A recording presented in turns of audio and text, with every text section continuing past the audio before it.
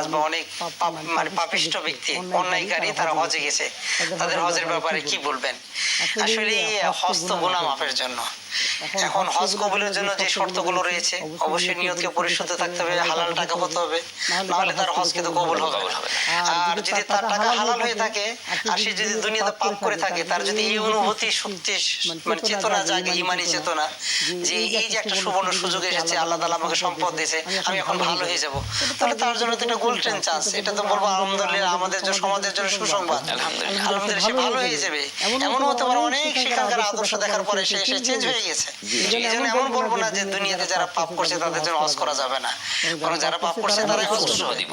হ্যাঁ, আমরা তাদেরকে উৎসাহ দিব সৎ কাজ করার জন্য, পাপ কাজ যেন ছেড়ে দেয়। জি, জাযাকাল্লাহ শাইখ, ওই হাদিসের উদ্ধৃতিটা দিয়েছিলেন যে একদম শেষ পর্যায়ে আমরা সংক্ষিপ্তভাবে আমরা যদি বলি যে এই আরাফাত দিবস এত মর্যাদা কেন? কারণ কি, এই আরাফাত দিবসটা হচ্ছে দোয়ার দিবস, মুনাজাতের দিবস।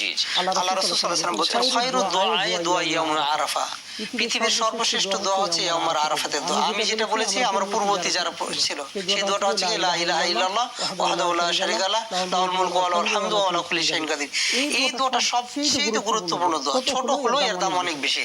দুই নাম্বার, আরাফাত দিবসের মর্যাদা কারণ কি, এই আরাফাত দিবসটা পৃথিবীতে যত দিন সূর্য উদিত হবে, সূর্য অস্ত যাবে, সকল দিনের চেয়ে শ্রেষ্ঠ দিন হচ্ছে আরাফাত দিবস। তিন নাম্বার হচ্ছে, আরাফাত দিবসের গুরুত্ব এত বেশি কেন? কারণ আপনি দেখবেন রমজান মাসের শেষ দশক কি আপনার এই লাইলাতুল কদরে তানাজ্জালুল মালায়েকা, ফেরেশতারা নিচে আসে, কিন্তু আল্লাহ তাআলা এই বান্দাদের জন্য তিনি কি করেন, আসমানে চলে আসেন।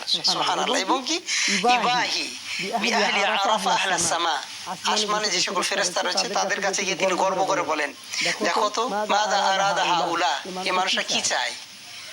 তারা তো আমাকে দেখে নাই, আমার শাস্তি দেখে নাই, কিন্তু এত কান্না কিসের? এই জন্য আল্লাহ রাসূল সাল্লাল্লাহু আলাইহি ওয়াসাল্লাম বলছেন, এই আরাফাত দিবসটা হচ্ছে কি ইজাবাতুদ দাওয়াত। যতই পাপিষ্ঠ ব্যক্তি হোক না কেন, সে যদি আল্লাহর কাছে খালিস নিতে চায়, তাহলে আল্লাহ তাআলা হাদিসে কুদসিতে বলছেন, উশহিদুকুম বিআন্নী কদ গফারতু লাহুম জামিআ, সবাইকে মাফ করে দিই। জাযাকাল্লাহ শাইখ, অনেক কষ্ট করে আমরা শেষ করে দিচ্ছি বিএনবি ইসলামী জীবনী জিজ্ঞাসা। আজকে আমি বিদায় নিচ্ছি। আল্লাহ হাফেজ। আসসালামু আলাইকুম ওয়া রাহমাতুল্লাহি ওয়া বারাকাতুহু।